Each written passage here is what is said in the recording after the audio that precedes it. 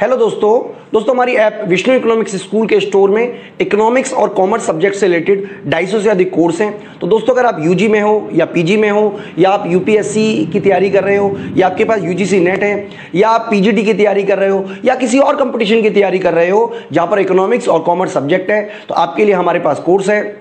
तो दोस्तों हमारी ऐप जरूर डाउनलोड कर लीजिएगा, विष्णु इकोनॉमिक्स स्कूल। हेलो दोस्तों इस वीडियो के साथ हम एक नया चैप्टर सीरीज शुरू कर रहे हैं जिसका नाम है भारतीय कृषि। तो भारतीय कृषि पर हम 2 चैप्टर आप बच्चों के लिए बनाने वाले हैं। पहले चैप्टर का नाम है भारतीय कृषि क्षेत्र तो जिसमें हम टोटल मिलाकर 13 टॉपिक कवर करेंगे। इसके अलावा एक और चैप्टर हम बनाएंगे जिसको हम बोलते हैं भारतीय कृषि कीमत नीति, जिसमें हम आपको बफर स्टॉक, एमएसपी और भी तमाम तरीके की जो भारत में योजनाएं चलती हैं कृषि से संबंधित, उन सब के बारे में डिटेल में समझाएंगे। तो पूरा का पूरा कंप्लीट कोर्स करा रहे हैं और ये तमाम जो कोर्सेज है ये आपके लिए यूपीएससी में काम आने वाला है, यूजीसी नेट में काम आने वाला है, पीजीडी इकोनॉमिक्स की तैयारी कर रहे हैं उसमें काम आने वाला है, अगर आप एसएससी की तैयारी कर रहे हैं उसमें काम आने वाला है, यानी कि तमाम कंपटीशन में ये कोर्स काम आने वाला है बच्चों। तो भारतीय कृषि के बारे में अगर हम बात करें तो टोटल मिलाकर हम इस पूरे के पूरे चैप्टर में जो वीडियो बनाएंगे वो हम बता देंगे, लगभग इसमें से कुछ वीडियो को मर्ज भी कर देंगे। जैसे इस वाली वीडियो में हम ये 2 टॉपिक पे डिस्कस कर रहे हैं। हम आपको बता रहे हैं कि भारतीय कृषि की क्या विशेषताएं, साथ ही साथ हम आपको बता रहे हैं कि भारतीय कृषि क्षेत्र के क्या महत्व हैं। तो इस वाली वीडियो में बच्चों हम ये डिस्कस करेंगे। इससे नेक्स्ट वाली वीडियो में हम आपको भारत की प्रमुख फसलों के बारे में डिटेल में बताएंगे। रबी की फसलें, जायद की फसलें, खरीफ की फसलें कौन कौन सी हैं, कौन कौन से मौसम में पैदा होती है और भारत में कौन कौन सी मतलब क्षेत्र जो हैं वो उत्पादन में सीड्स पर माने जाते हैं, उन सब के बारे में बच्चों हम डिटेल में बात करेंगे। बच्चों जैसा कि आप अपने साइड स्क्रीन पे देख रहे हैं, यहाँ पर हमने आपको भारतीय कृषि की विशेषताओं पर एक नोट लिखा हुआ है, साथ ही साथ हम आपको यहाँ पे समझा भी रहे हैं। तो भारतीय कृषि की विशेषताओं की बात करें तो पहली विशेषता है मानसून पर निर्भरता। तो बच्चों भारत में जो टोटल आप कह सकते हो एक तरीके से संचित क्षेत्र है वो मात्र 44% है, 44% है। इसका मतलब केवल 44% पर एरिया पर ही जो सिंचाई के स्थायी साधन मौजूद हैं। इसके अलावा अभी भी 56% एरिया ऐसे हैं जो भारत में वर्षा पर निर्भर हैं। तो आप इससे ये समझ सकते हो कि भारत में अभी भी सिंचाई के कोई भी स्थायी साधनों का अभाव है। नहरें हैं, इसके अलावा कुएं हैं, नलकूप हैं, ये पर्याप्त मात्रा में केवल 44% एरिया में ही हैं। बाकी का 56% एरिया अभी भी वर्तमान में ऐसे ही हैं जहाँ पर आपको देखने को मिलता है कि वो वर्षा पर निर्भर है। और आप जानते हो कि जो रेन है, जो वर्षा है, जो रेनफॉल है, वो बहुत ही अनप्रोडक्टिव आप कह सकते हो भारत में है। तो जिसकी वजह से जो कृषि है वो भी बहुत ही अनप्रोडक्टिव बिजनेस बन जाता है। तो इसी कारण कृषि क्षेत्र में आपको बहुत ज़्यादा अस्थिरता देखने को मिलेगी, क्योंकि अगर अच्छी वर्षा हुई है तो इसका मतलब है कि देश में अच्छा कृषि उत्पादन होगा, और अगर वर्षा अच्छी नहीं हुई है तो देश में कृषि उत्पादन में निरंतर या भारी कमी देखने को मिलती है। दूसरी विशेषता है बच्चों खाद्यान्न फसलों की प्रमुखता। अगर हम बात करें बच्चों खाद्यान्न फसलों की तो गेहूँ, चावल, ठीक है, ये सब खाद्यान्न फसलें कहलाती है। इसके अलावा तिलहन है, कमर्शियल फसलें हैं। तो भारत में कपास कमर्शियल फसल है, व्यावसायिक यानी कि इनको खरीदा बेचा जाता है। लेकिन जो खाद्यान्न फसलें हैं उनकी अधिकता है भारत में। अभी भी आप अगर डेटा की बात करें तो 64.8% जो है भारत में कुल कृषि उत्पादन का खाद्यान्न का ही उत्पादन होता है। यानी कि कुल कृषि क्षेत्रफल का लगभग 64.8% जो है वो केवल खाद्यान्न फसलों की ही उगाई करता है। यानी कि भारत में मुख्य रूप से गेहूं और चावल का उत्पादन किया जाता है इन भूमि पर। इसके अलावा बच्चों देश में अधिकांश जनसंख्या अभी भी कृषि क्षेत्र पर निर्भर है। अगर हम बात करें जनसंख्या वाइज तो 58.42% जनसंख्या जो है अभी भी कृषि क्षेत्र पर ही निर्भर है। यानी कि किसी भी देश में अगर जनसंख्या कृषि क्षेत्र पर ज़्यादा निर्भर है तो ये दर्शाती है कि देश पिछड़ा हुआ है, क्योंकि हम जानते हैं कि जैसे जैसे कोई देश आर्थिक विकास करता है जनसंख्या का अधिकांश भाग कृषि क्षेत्र को छोड़कर औद्योगिक क्षेत्र में और सेवा क्षेत्र की ओर शिफ्ट हो जाता है। लेकिन अगर इस परिस्थिति को देखें तो भारत में आज भी आप देखोगे तो 58.2% जनसंख्या कृषि क्षेत्र में लगी हुई है। इसका मतलब भारतीय अर्थव्यवस्था अभी भी एक पिछड़ी हुई अर्थव्यवस्था है। इसी तरीके से बच्चों जोतों का आकार बहुत छोटा है।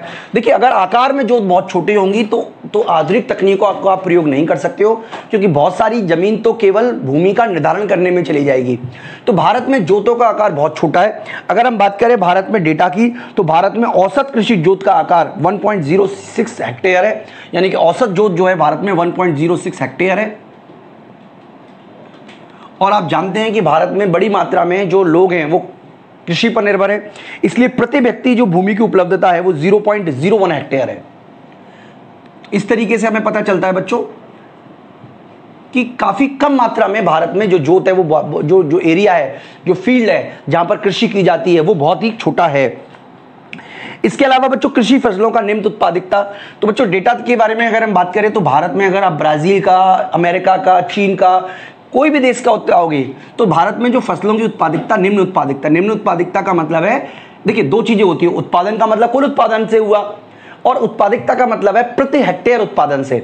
तो उत्पादन में तो भारत कई फसलों में बहुत आगे है, लेकिन उत्पादकता की बात करें, प्रति हेक्टेयर भूमि की बात करें तो भारत ब्राजील, चीन, अमेरिका जैसे देशों से भी काफी पीछे है। इसके अलावा बच्चों आज भी वर्तमान में अगर आप देखोगे तो काफी रूढ़िवादी परंपरावादी तकनीकों का प्रयोग भारतीय कृषि में होता है।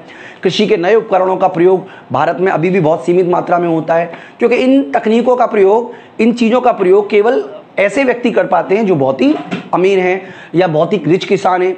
लेकिन भारत में क्योंकि अधिकांश जनसंख्या गरीब है, अधिकांश किसान गरीब हैं, इसलिए इन आधुनिक तकनीकों का प्रयोग वो नहीं कर पाते। आज भी अगर आप भारत में देखोगे तो बहुत बड़ी मात्रा में बैल से अभी भी जुताई होती है, उतने रासायनिक उपकरण वो किसान अभी भी नहीं यूज कर पाते। ये सारी की सारी समस्याएं अभी भी है। इसके अलावा बच्चों किसान के खेती में बेरोजगारी बहुत अधिक है। भारतीय कृषि की अगर हम बात करें तो औसतन एक श्रमिक को 150 से 180 दिन ही काम मिलता है, बाकी के दिन उसे बेरोजगार रहना पड़ता है। तो ये बच्चों भारतीय कृषि की विशेषताएं। अब हम बात करें कि आखिरकार भारतीय कृषि का भारतीय अर्थव्यवस्था में क्या महत्व है। बात करें बच्चों कृषि क्षेत्र के महत्व की, तो देखिए रोजगार का, राष्ट्रीय आय में कृषि का योगदान है। हालांकि जब भारत आजाद हुआ था 1950-51 में, तो कृषि क्षेत्र का योगदान 55.40 से घटकर अगर हम बात करें डेटा में 2019-20 में यह 19-20 में 14.65% रह गया। ये 19-20 की बात है। तो हालांकि जो शेयर है जीडीपी में कृषि क्षेत्र का वो घटा है। इसकी वजह ये है कि जो कृषि है उसमें देखिए मांग बेरोजगार होती है, पूर्ति भी बेरोजगार होती है, तो बहुत अधिक उत्पादन बढ़ाना संभव नहीं है। अगर कुर्सियों की मांग बढ़ती है तो आप बहुत सारी कुर्सियों का उत्पादन कर सकते हो औद्योगिक क्षेत्र में, लेकिन उतना उत्पादन आप कह सकते हो एग्रीकल्चर सेक्टर में नहीं कर सकते। इसलिए टोटल मिलाकर जीडीपी में इसका जो कंट्रीब्यूशन है वो लगातार घटा है। इसके अलावा बच्चों जैसा कि हम आपको बता चुके हैं कि रोजगार का एक बड़ा साधन जो है वो कृषि क्षेत्र पर निर्भर है। अगर हम ये तो कृषि संबंधित क्रियाएं की बात करें, अगर हम कृषि क्षेत्र की बात करें तो कुल श्रम शक्ति का 48 पॉइंट, यानी कि ये तो हमारा है जनसंख्या का, यहां पे हम बात कर रहे हैं श्रम शक्ति का 48.9% लोग हैं वो अभी भी रोजगार के लिए कृषि क्षेत्र पर ही निर्भर हैं। इसके अलावा बच्चों पूंजी निर्माण में सहायक है। हालांकि पूंजी निर्माण की दर कृषि क्षेत्र में बहुत कम है, लेकिन फिर भी हम कह सकते हैं कि कृषि क्षेत्र के द्वारा पूंजी निर्माण का होता है। मशीन तो इनको भी चाहिए, कल पुर्जे इनको भी चाहिए, ट्रैक्टर इनको भी चाहिए। तो कुल मिलाकर अगर हम बात करें तो कुल पूंजी निर्माण में इसका जो हिस्सा है वो 2000, आप देखिए साइड स्क्रीन पे पढ़ते रहिएगा, 2017-18 में 6.38% था। हालांकि ये काफ़ी कम है, लेकिन फिर भी ये आप कह सकते हो एक तरीके का है, मतलब है तो सही। औद्योगिक विकास में सहायक बच्चों कृषि क्षेत्र औद्योगिक विकास में महत्वपूर्ण भूमिका निभाती है।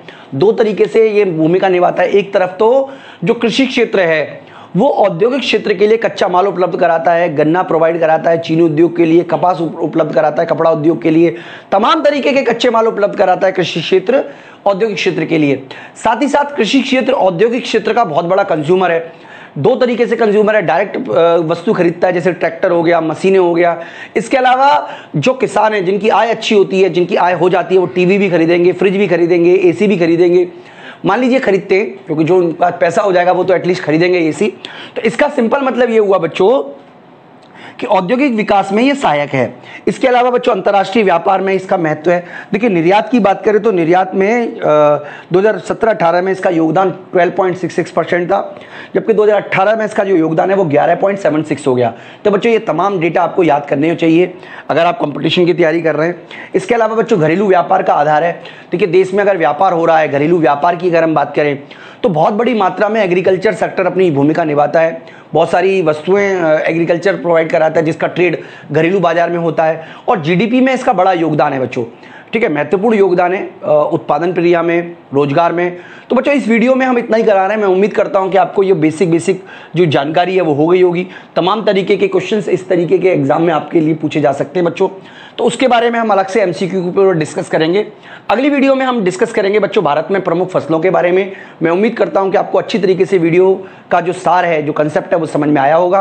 अगर आपको वीडियो अच्छी लगी है तो वीडियो को लाइक करना, चैनल को सब्सक्राइब करना ना भूलें। इसके अलावा दोस्तों मैं आपको बता देता हूं कि हम डिफरेंट यूनिवर्सिटी के UG PG के अकॉर्डिंग वीडियो कोर्स बनाते हैं। तो अगर आपको हमारे कोर्सेज को बाय करना हो तो आप हमारी ऐप विष्णु इकोनॉमिक्स स्कूल को डाउनलोड जरूर कर लीजिएगा। वहाँ पर आपको PDF नोट्स, टेस्ट सीरीज और सिस्टमेटिकल ऑर्डर में वीडियो कोर्स मिलेगा। इस वीडियो में इतना ही दोस्तों, थैंक यू।